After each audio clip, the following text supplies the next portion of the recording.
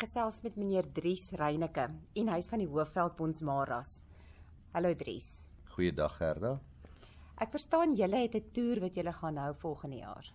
Gerda, ja, ons is baie opgewonde oor hierdie toer. Ons gaan 'n bietjie Australië loop rooi verf. Bonsmaras Suid-Afrika is besig om 'n toer te reël na Rockhampton, Beef Australia 2015.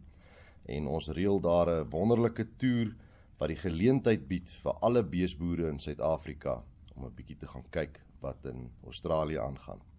Verder meer, wat ons saam met dit wil doen is, ons wil ook die geleentheid kry waar vleisbeesprodusente, voerkrale, die afslaers en ook die abattoirs en die rooi vleisprodusente organisasies die geleentheid kry om in 'n paar dae saam skouers te kan vryf met mekaar en in mekaar 'n bietjie beter te kan leer ken en sodoende ook dan nou inligting te gaan inwin in Australië wat ons terug kan bring Suid-Afrika toe. En ons beplan dat hierdie die grootste landboutoer sal wees wat uit Suid-Afrika na 'n ander land toe gegaan het ooit en ons wil graag so 160 na 200 mense kry om saam te gaan. Dit is ons beplanning. Kan jy vir my meer agtergrond gee? Ons beplanning is om donderdag die 30ste April 2015 te vertrek vanaf Oliver Tambo lughawe in Johannesburg. Dan uit die aard van die saak sal ons dan nou eers Vrydag in Australië aankom. Op die stadium is dit nog nie sekerheid of ons in Perth of in Brisbane sal land nie, maar dit hang baie af van waar die groot rugby aangeleenthede sal wees vir Super Rugby daai tyd, want die volgende dag, die Saterdag, gaan die hele groep van ons gaan ons loop rugby kyk en dan Sondag dan vlieg ons Rockhampton toe met 'n aansluitingsvlug.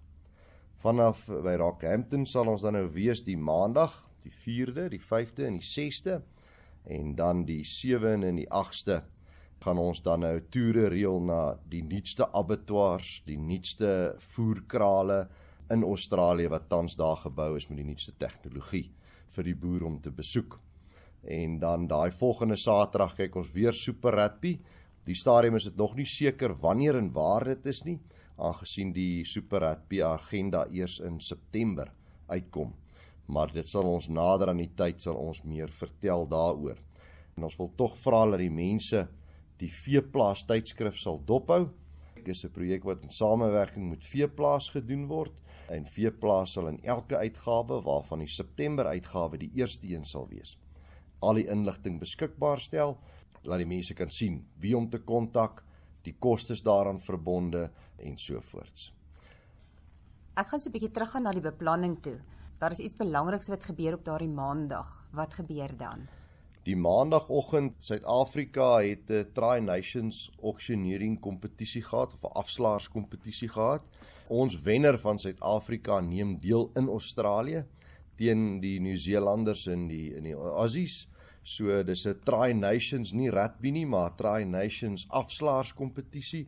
En die beplanning is dat hierdie groep Suid-Afrikaners, 160 of 200 Suid-Afrikaners, ons Suid-Afrikaanse seun gaan ondersteun en vir hom 'n bietjie gaan onderskraag en kyk of hy nie die kompetisie kan wen nie. Ons wil wys ons kan nie net rugby speel nie, maar ons kan ook auctioneering doen.